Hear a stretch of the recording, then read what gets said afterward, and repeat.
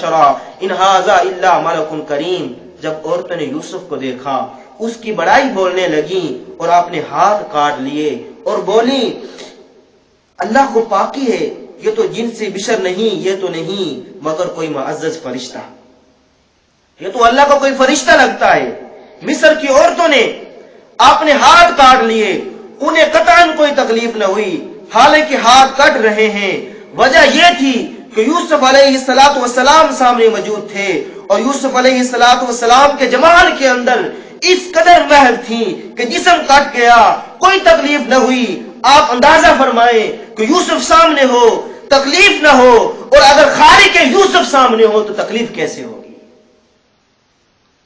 اگر یوسف کو بنانے والا سامنے ہو تو درد کیسے ہو سکتا ہے؟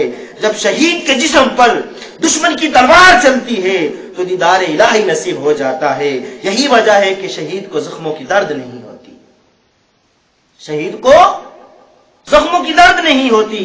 یہاں ایک بات میں ضمناً عرض کرتا ہوں، مصر کی عورتوں نے یوسف علیہ السلام کو دیکھا تو ہاتھ کاٹ لیے۔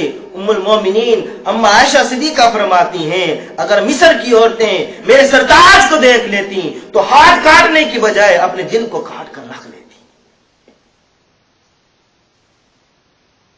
ہاتھ کاٹنے کی بجائے اپنے دل کو کاٹ کر رکھ لیتی۔ اور اعلی حضرت امام اہل سنت الشاہ احمد رضا خان بریلوی رحمت اللہ تعالی علیہ ارشاد فرماتے ہیں حسن یوسف پہ کٹی مصر میں انگشت زنا، سر کٹاتے ہیں تیرے نام پہ مردان عرب۔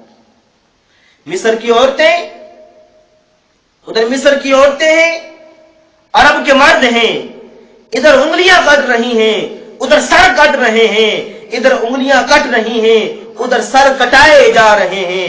کٹنا بغیر اختیار ہوتا ہے اور کٹانا با اختیار ہوتا ہے، کٹانا با اختیار ہوتا ہے۔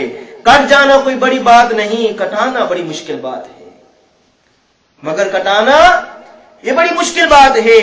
ہاں تو میں عرض کر رہا تھا کہ شہید کو شہادت کے وقت چونکہ زیارت الہی نصیب ہوتی ہے اور وہ اس کے اندر اتنا محو اور مستغرق ہوتا ہے کہ چاہے گھوڑے ٹینک اس کے جسم کو روندتے چلے جائے مگر اسے کوئی تکلیف نہیں ہوتی۔ شہید جب جنت میں جائے گا تو عرض کرے گا اے رب کریم میں نے تیری جنت دیکھ لی ہے، اس کے میں نے کھا لیے، نہروں سے دودھ پی لیا، شہد پی لیا، مگر یا اللہ مجھے تیری جنت سے لذت نہیں آئی، یا اللہ تیری جنت سے مجھے لذت نہیں آئی۔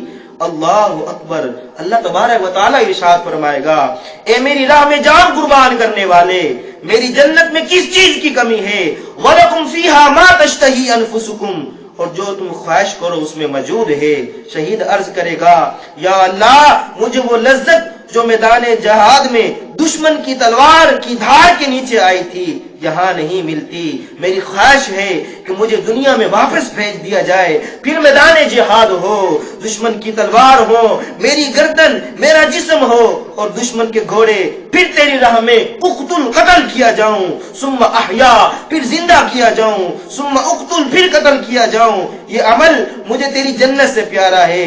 شہید کے خون کے ایک قطرے کے عوض حضور صلی اللہ تعالی علیہ وسلم کی امت کے 70,000 گناہگار بخش دیے جاتے ہیں۔ دعا کیجئے کہ اللہ تعالی ہمیں بھی اپنی راہ میں شہادت نصیب فرمائے۔ اور جب محرم الحرام کا مہینہ آتا ہے تو دلوں کے اندر جذبہ شہادت کھل اٹھتا ہے اور اس شہادت عظمیٰ کی یاد تازہ ہو جاتی ہے اور وہ قربانیاں سامنے آ جاتی ہیں جن کی گواہی آج بھی کربلا کی تپتی ہوئی ریت کے ذرے ذرے دے رہے ہیں۔ مختصر سا قافلہ ہے اور اس قافلے کا رہنما وہ ہے جسے میرے آقا صلی اللہ تعالی علیہ وسلم دیکھ کر فرمایا کرتے تھے کہ مجھے حسین سے جنت کی خوشبو آتی ہے۔ ایک دن سید عالم سیدنا فاروق اعظم رضی اللہ تعالی عنہ دربار رسالت میں حاضر ہوئے. دیکھا کہ شہزادہ حسین حضور صلی اللہ تعالی علیہ وسلم کے مبارک کندھوں پر سوار ہیں. حضرت عمر فاروق رضی اللہ تعالی عنہ نے کہا نعم المرکب، کتنی اچھی سواری ہے.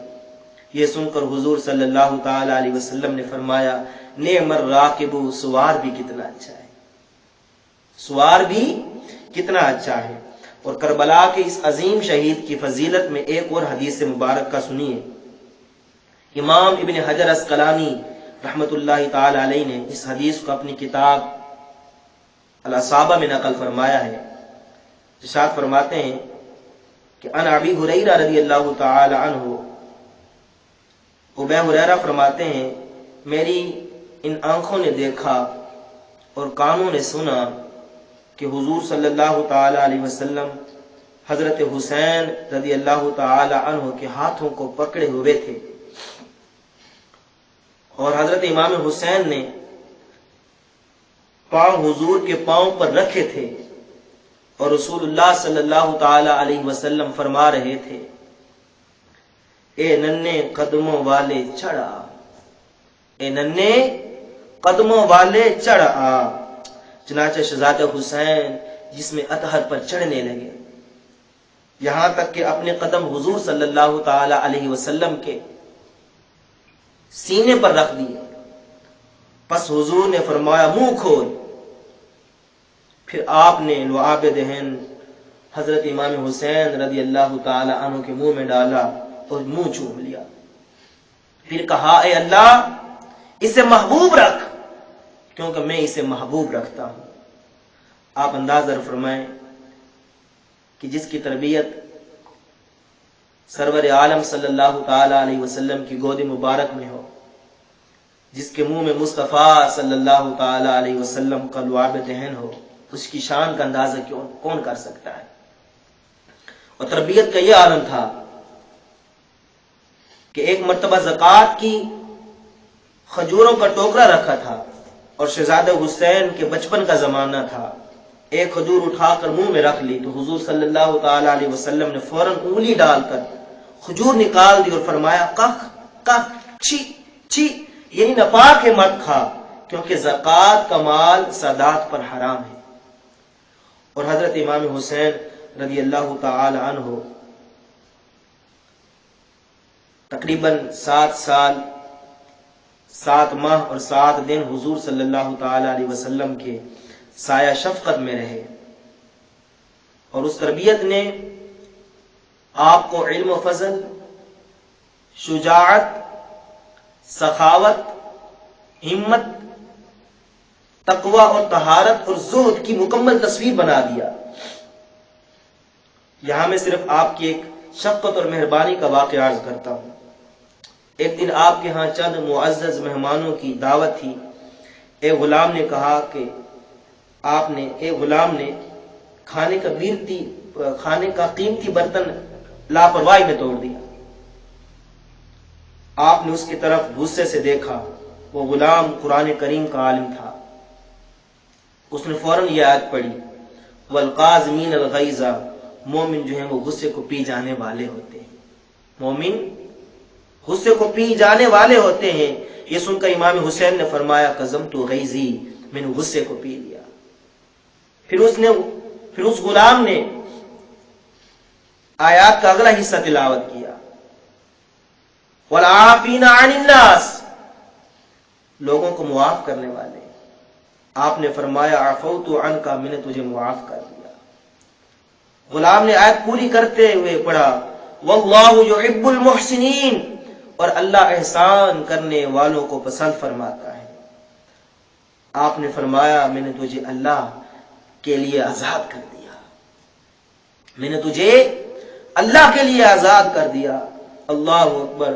امام حسین رضی اللہ تعالی عنہ نے آنکھیں کھولی تو رسول خدا کی نمازیں، حضرت علی المرتضیٰ کے سجدے اور فاطمۃ الزہرا کی تلاوتیں سامنے تھیں.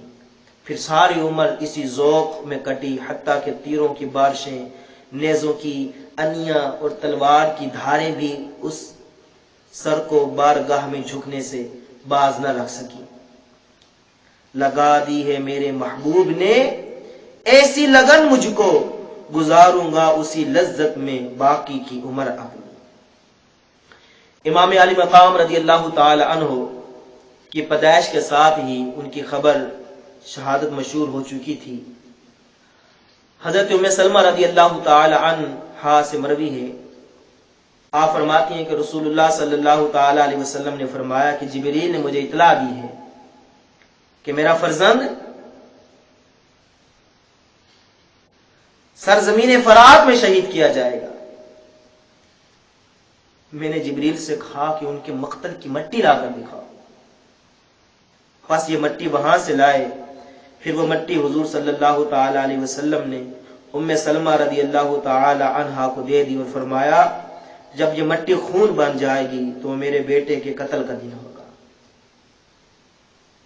وہ میرے بیٹے کے قتل کا دن ہوگا۔ اور ام المومنین ام سلمہ فرماتی ہیں کہ اس مٹی کو میں نے شیشے میں ڈال لیا۔ جب امام علی مقام ارض کربلا میں شہید ہوئے تو وہ مٹی مدینہ پاک میں خون بن گئی۔ سید عالم صلی اللہ تعالی علیہ وسلم باخبر ہوتے ہوئے ایک بار بھی یہ دعا نہیں کرتے کہ یا اللہ میرے بیٹے حسین سے یہ امتحان دور فرما، بلکہ دعا فرماتے ہیں کہ الہی حسین کو اس امتحان میں ثابت قدم رکھ۔ اور یہی دعا حضرت فاطمہ الزہرا اور حضرت مولا علی کرم اللہ وجہ الکریم فرماتے۔ وقت گزرتا گیا اور کربلا کی مہیب وادیاں قریب آتی گئی۔ اللہ اکبر۔ میرے میٹھے اور محترم اسلامی بھائیوں،